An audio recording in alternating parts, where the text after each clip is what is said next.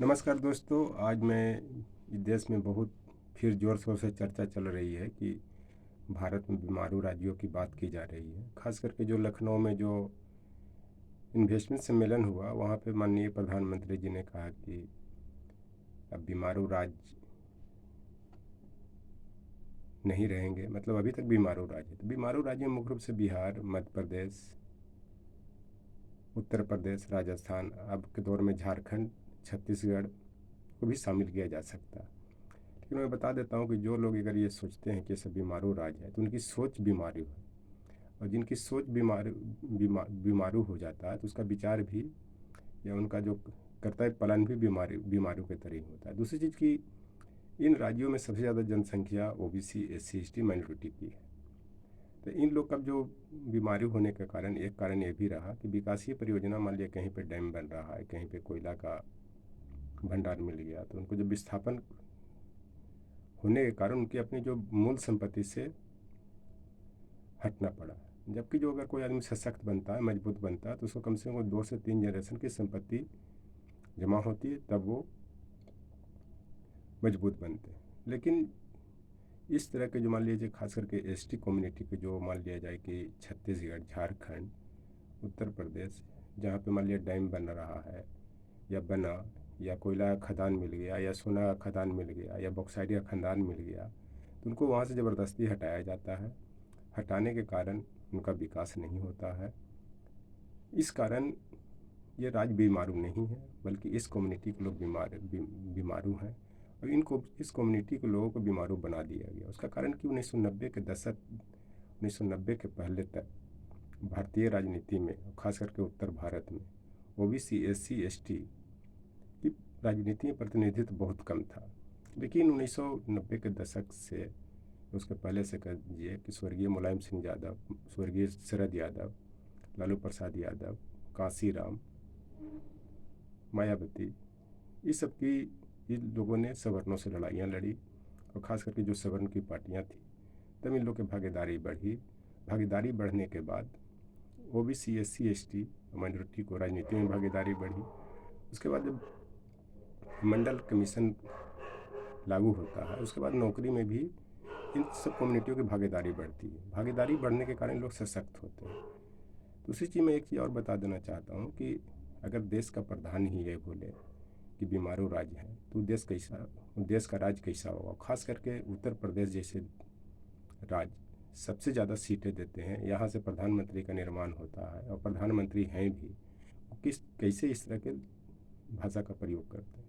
और ख़ास करके जो मैं राज्य जो बीमारू राज्य है, वो पूरे देश की लोकसभा निर्वाचन क्षेत्र के 2/3 से ज़्यादा सीटें देती है। और इन राज्यों को बीमारू बनाने का कारण क्या?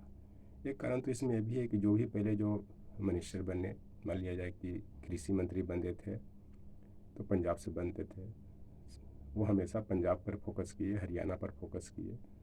ग्रीन रेवोल्यूशन वहीं से स्टार्ट हुआ, इधर के मंत्री बनते नहीं थे। लेकिन जब कोलिजन गवर्नमेंट बनने लगी 90 के बाद, तब कोलिजन गवर्नमेंट में मान लिया समाजवादी पार्टी, बहुजन समाज पार्टी, राष्ट्रीय जनता दल, जनता दल यूनाइटेड, इसे मिलकर जब बनने लगी तो इन लोगों ने भी पावर में भागीदारी की, मंत्री बनने लगे। चाहे वो रेल मंत्री बने, चाहे कृषि मंत्री बने, चाहे उद्योग मंत्री बने, चाहे खान मंत्री बने, उन लोगों ने इन राज्यों पर फोकस किया। फोकस करने के कारण इन राज्यों की प्रगति आगे बढ़ने लगी। तो आज जो है ये राज्य बीमारू नहीं है, बहुत सशक्त हैं, और देश की राजनीति में इनकी भागीदारी भी बढ़ चढ़ के बनी हुई है। दूसरी चीज़ कि पहले जो इन लोग का बीमारू होने का ये भी कारण था, इन लोग के 90 के पहले मतदान भी नहीं देने दिया जाता। तो उसका कारण था कि एक जो भी दबंग जाति थी, खास करके सवर्ण जातियाँ दबंग होते थे, वो अपने गांव में सब ओबीसी, एससी, एसटी के जो वोट बैंक होता था उनको अपने कब्जे में रखते थे, वोट देते थे, इन लोग के देने नहीं देते थे। इस कारण से भी ये बीमारू बने रहे। और बीमारू बनने के कारण ये भी था कि इनका कोई लीडरशिप नहीं था मजबूत। लेकिन जैसे जैसे लीडरशिप मजबूत हुआ, बीमारू नहीं रही। इसलिए कोई राज्य बीमारू नहीं होता है, उस देश की जनता बीमारू होती है। बीमार होने के कारण ही राज्य का भाग का फैसला होता है, उस राज्य के दिशा निर्देशन तय होता है। अब इन्वेस्टमेंट के माध्यम से किसी को बीमारी दूर नहीं कर सकते। उसके उसका एक कारण और है कि आप लोगों ने जो भी सवर्ण जातियों के लोग थे, सवर्ण के मतलब जो उस तरह के विचारधारा रखने वाले किसी जाति के भी हो, उन्होंने कभी इनको फूड फर्टिलाइजर फ्यूल नहीं दिया। फूड का मतलब जो आज आप कोविड काल से जो राष्ट्रीय खाद्य मिशन के तहत अधिनियम के तहत जो खाद्यान्न उपलब्ध करवाया जा रहा है, उसकी बात मैं कर रहा हूँ। फर्टिलाइज़र का मतलब कि इनका जो आपने कभी भी मानसिक विकास नहीं होने दिया, क्योंकि फूड का जो संबंध होता है ये शारीरिक विकास से होता है। और चिंतक मास्लो ने भी मनुष्य के 5 भौतिक आवश्यकताएं बताया था, इसमें पहला रोटी कपड़ा मकान ही जो भौतिक होता है, और फर्टिलाइज़र की बात होती है जहाँ तक मानसिक विकास की बात होती है। जब बढ़िया से खाना ही नहीं मिलेगा तो बीमार पड़ेगा ही पड़ेगा। अब फ्यूल का मतलब शिक्षा से होता है। आप लोग ने कभी नहीं चाहा कि ओबीसी एससी एसटी के लोग ये कभी शिक्षित हों, आगे बढ़ें, जबकि बाबा साहब ने भी कहा था कि शिक्षा को उन्होंने शेरनी का दूध कहा था, मैंने इतना ताकतवर होती है। जैसे जैसे इन लोगों ने शिक्षा ग्रहण करने लगा और उसके बाद इनकी बीमारी दूर होने लगी। यही कारण था कि जो भी डेवलपमेंट आप लोगों ने कराया सब अपने गांव में विद्यालय बनवाया, सड़क बनवाया, बैंक बनवाया। आप कहीं भी देख लीजिए 90 के पहले जो भी इस तरह के जो इंफ्रास्ट्रक्चर डेवलपमेंट की बात थी, एडुकेशन की, बैंकिंग प्रणाली की, रोड की, ये सब आपको सवर्ण जातियों के गांव में ही मिलेंगे। तो वहीं तो उनका स्वाभाविक बात है विकास होगा। हम लोग चाहते थे कि इनका विकास अवरुद्ध रहे, आगे नहीं बढ़े। इसलिए मैं देश की जनता को, खासकर ओबीसी एससी एसटी को मैं एक अनुरोध करना चाहता हूँ कि रिश्तों में हद से ज़्यादा मिठास न रखिए। शुगर की बीमारी अब आम हो चली।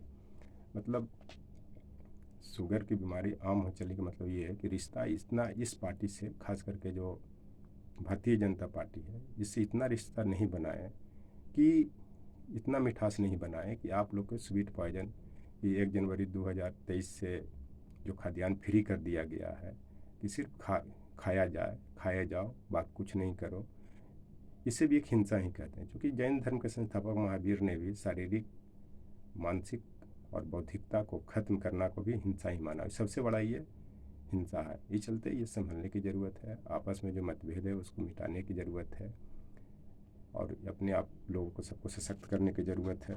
इसी पर एक शेर और कहा गया था, कोई नहीं किसी का यहाँ, सबको फ़ायदे की लगी बीमारी है, लालच से चल रही दुनिया, सब मतलब की रिश्तेदारी। आज जो मान लिया लोग इतना सहानुभूति दिखा रहे हैं कि मैं ओबीसी एससी एसटी के लिए संवैधानिक आयोग बना दिया, तो उसके लिए ये मैं कर दिया, ये कर, लेकिन ये भी तो देखिए कि AWS मिला करके संविधान को किस तरह से इंक्रोचमेंट किया गया है, जबकि ये प्रावधान ही नहीं है कि 50% से ज़्यादा आरक्षण जा सकता। तो अब ये समझ सकते हैं कि इस रिश्तेदारी में सिर्फ मतलब की रिश्तेदारी है, अपने काम निकालने की रिश्तेदारी है और इसे ज़्यादा कुछ नहीं। इस चलते बीमारी स्टेट कहना उचित नहीं है। बीमारू स्टेट नहीं है, आप स्टेट को नहीं कर रहे हैं, आप स्टेट में रहने वाले ओबीसी एससी एसटी को कह रहे हैं आप। चूँकि 1990 या 60 के दशक वाला ये भारत का ओबीसी एससी एसटी नहीं है, बल्कि 2023 का भारत का ओबीसी एससी एसटी है।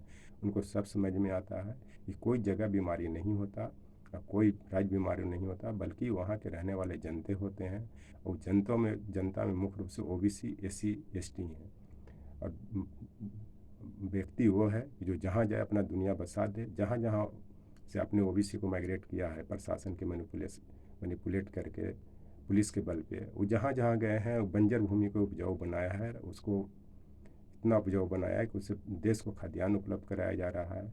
अब जहाँ भी एससी एसटी को विस्थापित किया है, देखिए उस जगह कितना प्रोडक्टिव बन गया सुरक्षा के दृष्टिकोण से। ये चलते ये बीमारू नहीं है जो खास करके उत्तर प्रदेश, बिहार, मध्य प्रदेश, राजस्थान, बल्कि आप लोगों ने इसको बीमारी बना करके रखा है। फ़र्क यही है कि जो सब आदमी पहले दूसरे पार्टी में थे, आज वो आपके पार्टी में शामिल हैं।